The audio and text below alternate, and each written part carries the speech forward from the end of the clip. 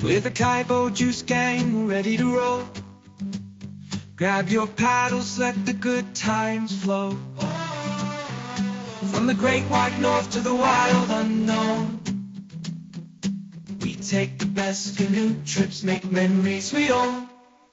Under the stars by the campfire light, we sing our songs and we laugh all night.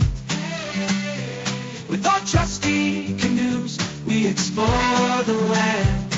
Every river, every lake, with the Kaibo juice gang. So grab a paddle and join us on the ride, singing songs side by side. Navigate the waters, laugh and cheer. In the great outdoors, the Kaibo juice gang is here.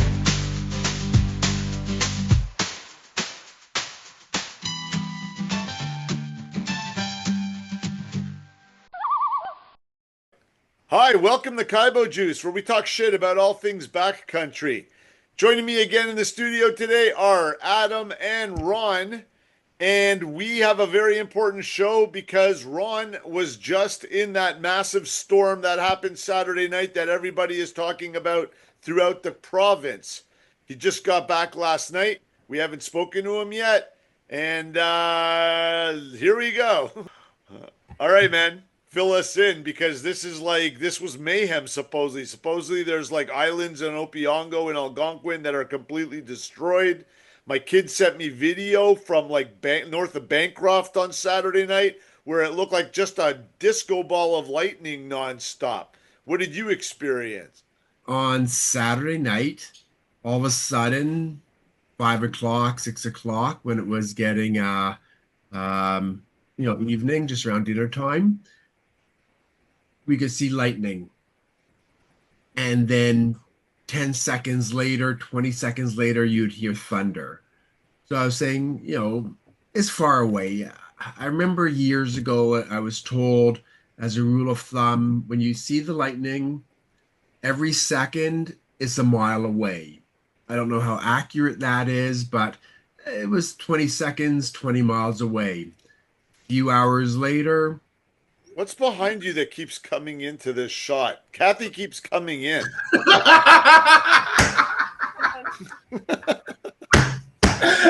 Kathy drinking coffee. The legs up and like that's awesome. Kathy, you want to pipe into this one? How was your? I heard she Hey, Kathy. the whole thing. Yeah. You slept through you told me she slept through all of it. I did. So everybody, there's like tornadoes going through all. Okay, let me continue. Wait. You're slow. There's like tornadoes going through Algonquin. There's like roads being washed out. Trees are flying. People's trucks are getting smashed by trees. They had to cut a 25-kilometer swath through the forest of Ontario to get to some kid who was trapped in his tent. And Kathy slept through all of it. That's good fucking gear, dude. If you guys were in a tent and she managed to sleep through all of that. As she slept through it all because it was nice and dry and the weather was very good. The weather was very good. I like the temperature. So just to continue, it started getting closer and closer. We'd finished dinner, and then I said, okay, let's just, we have a bug tent. We put took everything out of the rain. If anything got wet, it would be fine. Batten down the hatches.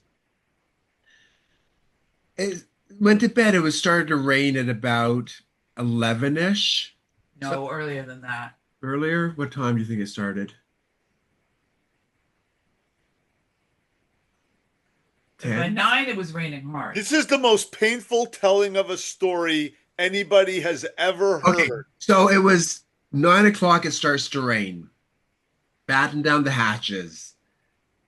And then basically at 11 o'clock, when Kathy was sound asleep, the thunder started to come closer. You would have lightning, and then 5 seconds later, 4 seconds later, you'd hear the thunder, the bang. And then all of a sudden, probably about midnight, the lightning and thunder was happening simultaneously. Literally, I was just watching and seeing how bright it was. At that point there, everything zipped down, tents nice and dry, not an issue. But it was going a good hour of Well, with thunder lightning. crashing, like, was it worse than everything that we've experienced stuff like this before? Do you remember when we were in Chiniguchi when Adam was passing the kidney stone? That was like, do you remember right Yeah, when dinner was happening? It like, but what's wrong, Adam? Shit that was happens on a trip. That was a bad one for you. it But was in the like, distance. Okay. The lightning and thunder in that case, we saw it bright. It was going on and on as Adam was, yelling and screaming that he was dying, and we were just saying, we need more thunder to drown out the that noise. was no, but we had like the constant, like the lightning, the ball Like lightning, the it was, thunder, the yeah, like. no, it was lightning and thunder for, just straight bang, bang, bang, no stopping. And you just decided to stay in the tent the entire time.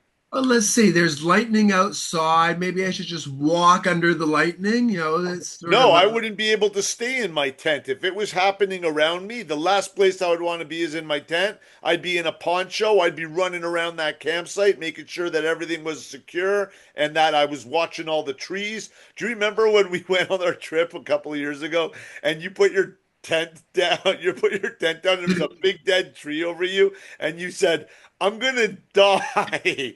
I think in this storm you might have died. So you know what? The trees that were around, they were big, mature trees. yeah, that didn't matter in this storm, according to what I've seen. Well, the thing with this is there wasn't the wind. The wind was further north. It was windy, but it wasn't like blowing wind where the tent was shaking Really? back and forth. Oh, people were saying that they were taking their tarps down and like they were trying to like secure everything. Yeah, But then Ron, again, I don't guess think it you depends. understand. There was a tornado. Yeah, Ron, I don't think you understand. We woke up on Saturday morning, Sunday, and we got news on all of our online Algonquin and camping sites. Everybody was posting saying that they were safe. There were pictures coming in for campsites that have been completely ruined. And then Ronnie tells me, oh, yeah, Ron's up there. He's in the middle of Algonquin doing a trip with Kathy. So, we And tried his to get in son touch. and his son's girlfriend. And who the son usually and the does a girlfriend. trip. Which leads us to believe, like we know that everything hopefully is going to be okay, and you would have survived a massive thunderstorm, which could happen. But it leads us to a really interesting topic that we can discuss here. And like, what do you do? Like, what are the safety protocols in the event of a massive thunderstorm? And there are different schools of thought towards how to stay safe and how to overcome. And there were people that were, like you said, battening down hatches. There were people that were taking down the rain tarps, people that were, just getting everything in place. But what I learned from doing a little bit of extra research is that the absolute worst place you could spend your time in a thunderstorm is inside your tent. Right.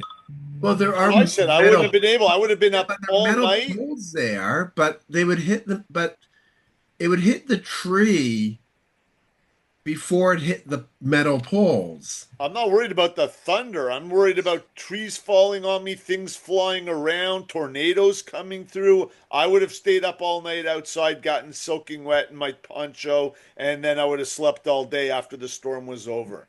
I don't think that in something that, I guess Ron was on the end of it. He wasn't like right in the, because my daughter was in Bancroft and she sent me a video and I'll play it right now.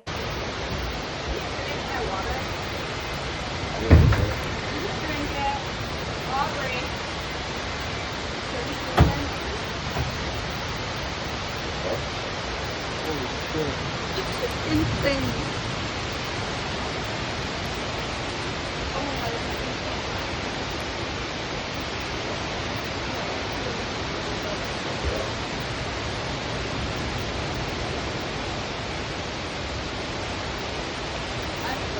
No wonder the power was This is the most insane lightning I've ever seen in my life.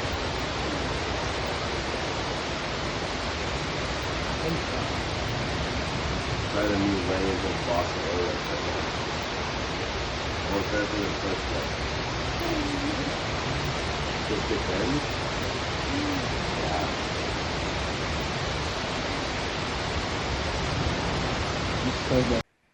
And there's, like, you can see there's no thunder whatsoever. It's just all lightning in the distance. distance. That's where we were. But again, my biggest thing that I never realized at the time how bad it was. One of the things that I always do is when you take the canoe out of the water and you flip it upside down, again, it was close enough to the water. I just tied the rope around the tree. Yeah, a couple people Because- mentioned that they had to secure their canoes down. Because I remember years and years ago, like 25 years ago, I was in North T Lake in Algonquin, and it was a really choppy. I'm watching this canoe bob up and down, upside down in the water, and about 3 hours later, some people said, "Have you seen a canoe?" And they actually ended up finding it at the other end of the lake. I think that what you're It supposed to goes. do in something like that is find the lowest ground and crouch down, or find like a rock shelf that you could squat against, or something You should not along be those. underneath the tree. It's best not, because if it hits the tree, it can actually hit you. Right. Like, for Don't all go we under- know, there's still backcountry campers stuck out there, or that didn't like survive. I guess they'll know now if people didn't show up at home on Monday, right? Today's Monday. But what I found, the thing where I found, realized that it was a lot of rain. When I put the canoe upside down, I put it like 5 feet away from the water. Right. Now The tell me next what morning, you tell. it was actually the bow of the canoe was 2 inches into the water. The Right. water So level. tell Adam what you told me about coming out. Oh, I'll send you some pictures. You can post them. Okay. But there's the dock, the boat launch. It's a floating dock, or not really a floating dock. It was just a dock. It was about 2 to 3 feet, about at least 2 feet when you sit on the dock. And then if you want to go into your canoe, you have to go down probably 3 feet down to the water. When we got there, the dock was level with the water. The water level has been up 3 feet. The place that we put the canoe in, on this little beachy area, all gone underwater, a couple feet underwater. It raised was- 3 feet in the night.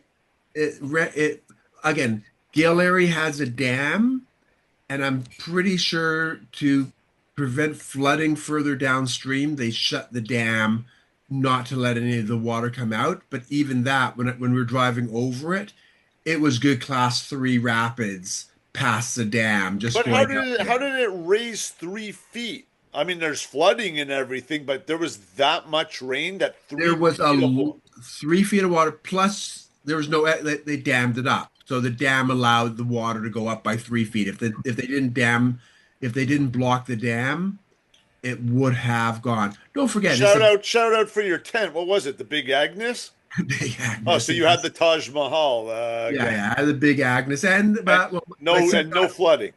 no flooding. The marmot that my son was using, my old one, it survived also. It had a bit of water on the inside, but that's just because he put stuff against, like his sleeping, not his sleep, his clothes bag against It the was wall, touching and it wicked. and it wicked. Can we talk about that a little bit, Ronnie? About like how do you prevent water for, like, there's going to be rain on your trip. If you're going to be a canoe tripper, you got to prepare for rain, and sometimes even a lot of rain, as we had this past weekend. How do you prevent rain from getting inside your tent, especially overnight? If you have a cheap tent, hang a tarp over it. I used to do that with my other one, and then I got the North Face one, and there's no need for it anymore. But I still always put a tarp on the inside. Even though I've got the footprint, I always still put a tarp in my underneath us in the tent, And for this exact reason, because any water that goes between the footprint and the floor isn't getting through my tarp that's on top of the floor. Okay, so we all have footprints for our tent to prevent like rocks and stuff from piercing and getting into it. But do you put a tarp on the inside as well, and does that help? Yeah, I always do. It Okay. always has. Well, the question is, do you put a tarp on the inside or the outside? My answer to that question is, Inside. if it's rocky and like a rocky and it can scrape the bottom of the tent, I put it on the outside. Just so I'd rather buy a new But you don't $50, have a $60 footprint for tarp. that tent, do you?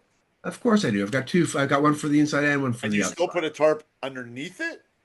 If it's rocky, So Doesn't matter. tarp, footprint, and then tent. if it's rocky on the like where my son's tent was on the rock face, and it would and I don't want the bottom of the canoe to be scratched, I put a tarp or a ground sheet underneath the tent.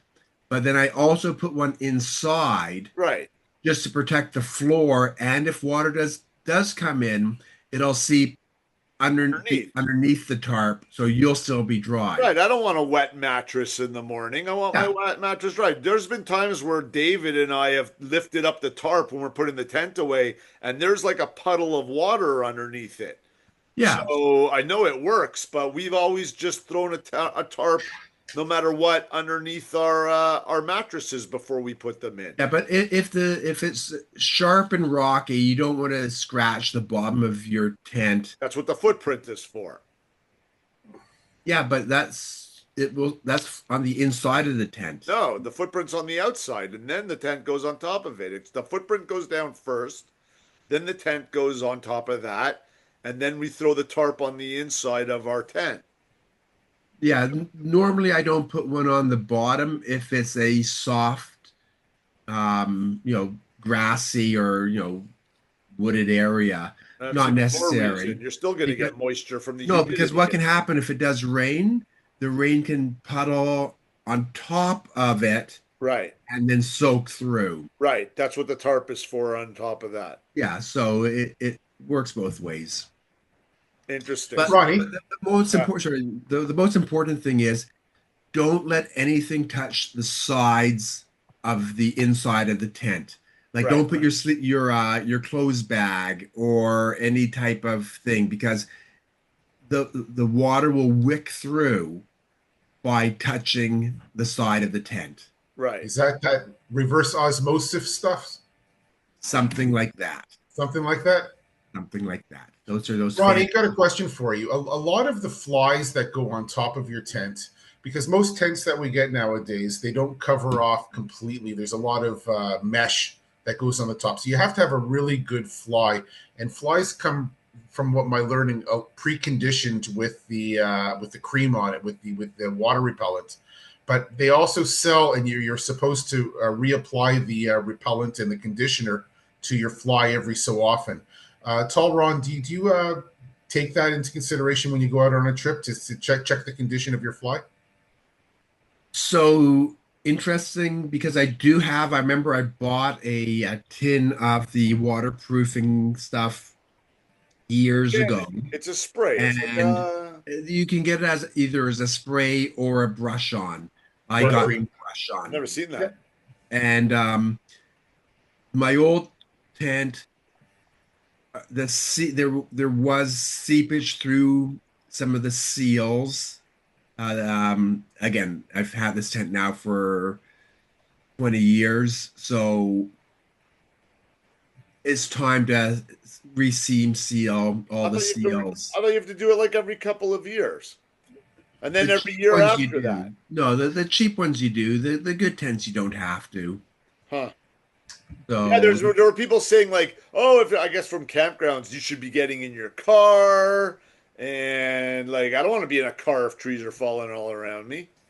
I don't want to be in anything if trees are falling all around me. Yeah, Well, but I our think target audience, Ronnie, is not the campers that are going to go, We're right beside backcountry. their car. For those of you who like to camp right beside their cars, our advice is to go get a canoe, paddle out a couple of hours to a site, and try backcountry camping and following Kaibo juice. But that's not my point. My point is, I mean, if you had a car, everything would have just gone into the car. I don't like. I wouldn't have been. Just get into the car and drive to a hotel if that's what you're going to do, right? It's true. If you have the car, why are you sticking around if tornadoes are going on and there's like You got a tornado going on. monsoon Get out of there, man. rains coming down? Yeah. I can't believe Kathy slept through all of it. How was Jacob's girlfriend in this new experience with all of it? Oh, she found it interesting. She was holding on to him quite a bit, and it was a different experience. This is her second time canoeing. She's not a very outdoorsy person, and it was a lot of interesting feelings that she had, but she's she's never going again. No. She's blissfully ignorant about anything that could happen. She did this time when she got out of the tent, she put her foot down and of course slid into the water. It's fine. It was, her pants got wet, no big deal.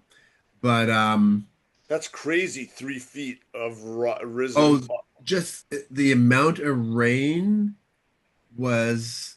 I remember when I went down to get a bucket of water to make some water. I'm thinking, where's that rock that I normally stand on? Because I put my foot on the rock and then get a bucket of water. It was like a foot underwater. It's way down there, and then the water level actually kept on rising during the day. That's probably how the roads got washed out. There's one road that's completely washed out. They're trying to figure out how to get people out of there. Like it completely washed out. I'm like, what? It was a thunderstorm, but it seems like it was like just the perfect mix of everything, flooding and tornadoes. And I'm sorry I missed it. Again, Robbie, I was going to say one of the main purposes of Kaibo Juice is we're proponents of the camping lifestyle of the backcountry, and one of the things we love to hear about is like first time campers and what their experiences were. And here we have a great opportunity, to meet Jacob's girlfriend and see what she had to say. Her first time camping, what Ron love him to death, but you take the kids out on a camping trip and there's a 1 in a 20-year thunderstorm. She falls out of the tent, and she's either going to love it or hate it based on her first trip with you guys. And it wasn't her first trip. That wasn't her first trip. That wasn't her first trip. I thought we said it was like her first second. So second trip. Yeah, so, but all of his stuff was dry. It's like anything. If his stuff was dry and there was no problems, she's not going to care, right? If he had nothing but problems and all the food disappeared and all the tent was soaking wet and they woke up miserable in the middle of the night and trees were crashing around them, there's no way she's going again. You know what? But, I would be comfortable going with Ron on a trip and knowing that there was a thunderstorm and knowing that he would know what to do. Like, I've tipped with Ron. All of our stuff was dry. Why was it dry? Because thunderstorms with us. I remember there was one year where you had the Adam Diaries where it was like pissing rain when you were there when the tent got picked up in the tornado cloud. I remember it very well. The big crash of lightning. I didn't tie it down yet because we were on rock. I was going to use rocks and I was like, I got time. And then it picked it up and destroyed it. No, that's when we were out canoeing and just got drenched. Yeah, I think it's a fair statement that the first thing you do in a massive thunderstorm is you get out of the Grummins. I think that would be the first thing you want to do is get off the Grummins, get off the lake, batten down the hatches, and according to Google, stay low to the ground, crouch down, the least amount of contact to the ground as possible, and wait it out. I'm finding a rock face. That's what I'm finding. I'm going against a cliff of some sort or a mountain or something.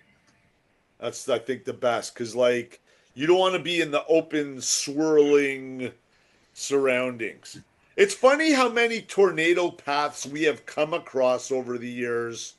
You know what I'm saying? Like where you see the trees unrooted. All the trees are down, which is why we always keep the Silky now on our backpack. The saw, so that in case we have that problem again. But it sounds like Algonquin's going to be out of commission. There's campgrounds that are literally closed. Like done. Campsites are going to have to be, made a little bit, a little bit of spring cleaning, I guess, to get them back up and running again. Right, but when you lose all those trees, you can't replace all those trees. So campsites that were amazing before might be a completely different story now, right? Like Somebody comes out there with a chainsaw, firewood, and the campsite's back up and running again. there is one thing that I love about when trees all fall all over the place is now you have fishing structure when they're all lying into the lake in the water. Way more Also, opportunity. it's good for the deer also because now they have more grazing area. So the wildlife actually can work. It changes the wildlife, so more deer can be there. They like the smaller trees. You don't really find deer where you find moose. You know that, right? Moose and deer, from what I understand, do not really mix it up that much. Hmm. It's a totally different environment. Like, look, we have a lot of deer in Ontario, but the farther north you go, you're going to see more moose, and the farther south you go, you're going to see more deer. Like, you can't go through Pennsylvania without seeing dead deer all over the highway. But um, that's it's interesting how everybody had mayhem, and Kathy had a good night's sleep, and you guys were just like, "Wow, the water rose. That's terrible." Yeah. That's Eh, it. We got 5 minutes left. Anything you guys want to add about all this? Like I said, we've encountered a lot of storms like that over the years. We've never had problems, but this one seems to be, just mayhem and destruction on this one. you I was know, just going to ask Ron if he took down usually when we do a trip, we put up a big rain tarp where we could all sit under and just in case it drizzles a bit. Did you have to take down your tarp, Ron? no, but I didn't put up a tarp. I've got the bug tent. So the bug tent has it's the tarp with You the sit only in the Well, I know it well. He I sits in know the that buck tin well. I slept in it. Yeah. Yeah, he basically Ron at this time of year doesn't put up a tarp because they're all sitting in the bug tent at night anyway. So but anyways, the bugs, the black flies. I remember we talked before that, black flies or bugs don't bother me. But here, let me just do a close up of my there's Oh my goodness. oh, can we see it? No, they're not showing up. oh yeah. Wow, wait, but you usually have no reactions. These are black fly black fly Those what what? Black flies, Ronnie. Black flies don't give me reactions. I mean, they bite, but you're not itchy, are you? Oh no, there's not itchy, Yeah. but no, But they took chunks out of you. they took a lot of chunks out of me. I thought everyone's saying the black flies are gone. No, no, they were You're talking about deer flies, horse no, flies. black flies. Really? Everyone was saying, oh, the black flies are gone. Well, No, there's the bug report for Algonquin Park. All there were right. not black flies. There were a lot of deer flies, moose flies. A lot of the mosquitoes were dusk and dawn pretty bad, but I forgot how much I just hate deer flies just sort of buzzing around all the time and slowly landing on you, and you have to kill them. Yeah. All right. That was it. That's it. All right, Welcome guys. back. Glad you're safe. Thank For you. everyone out there that isn't, I don't know what to even say on that one. Like, you get back on the horse. It's the only get better gear. See what went wrong this time. What you could have improved on. You agree with that, Adam? As Do to my make good it friend better? Ronnie and leader always says, the poor pay twice. Happy camping, everybody. Happy tripping. Yeah. And See follow you us, soon. like and follow us at Kaibo Juice. And until next time. Bye Bye bye. bye. Okay, Nice. that was good.